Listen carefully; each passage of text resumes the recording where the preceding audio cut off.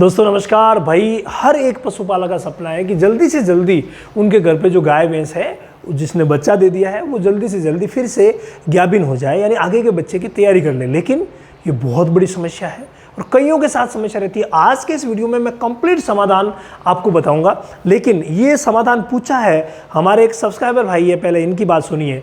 यह है रजत वर्मा जी और इन्होंने रामावत वेद ज्ञान लिख करके प्रश्न किया है। तो जो भी रामावत वेद ज्ञान लिख करके प्रश्न करते हैं मैं उस प्रश्न को जरूर सबमिट करता हूं।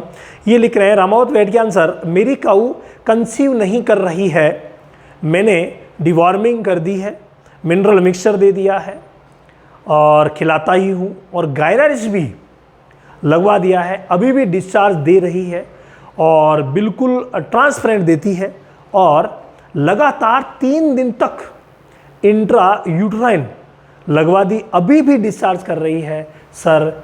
ने एक्स्ट्रा लगवा दी, लगातार 3 दिन तक इन्होंने एक्स्ट्रा लगवा दी है, फिर भी वो डिस्चार्ज कर रही है। क्या करें? देखिए, अगर ऐसी कंडीशन किसी भी गाय के साथ हो रही है ना, तो वहाँ सबसे बड़ा एक रीज़न होता है और वो होता है फॉलिकुलर सिस्ट का। जी हाँ, फॉलिकुलर सिस्ट का रीज़न बहुत ही बड़ा होता है और इसको जब तक हम ठीक नहीं करेंगे तब तक कंप्लीट काम नहीं होगा। अब सिस्ट जो हुई है वो कहाँ हुई है?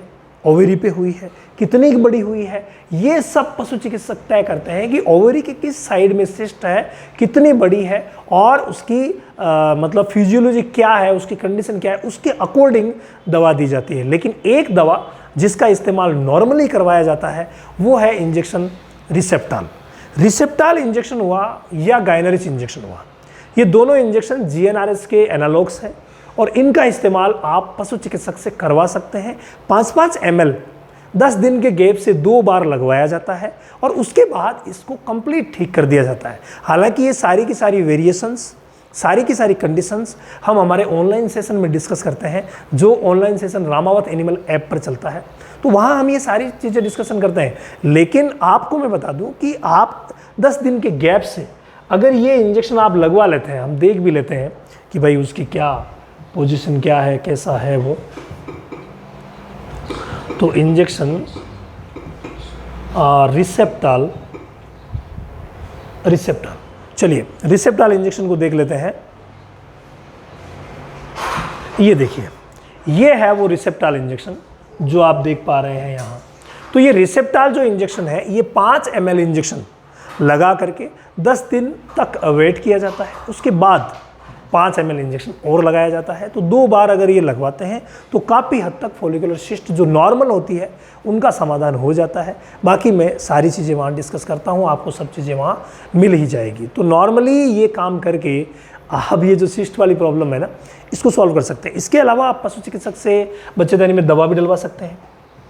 अगर आप बच्चेदानी में दवा डलवाते हैं तो मैंने कहा कोई सा भी इंट्रा यूटेराइन अच्छा सा ब्रांड आप ला करके 3 दिन तक दवा डलवा दीजिए और जब अंतिम दिन होता है, तीसरा दिन, उस समय आप रिसेप्टाल लगवा दीजिए।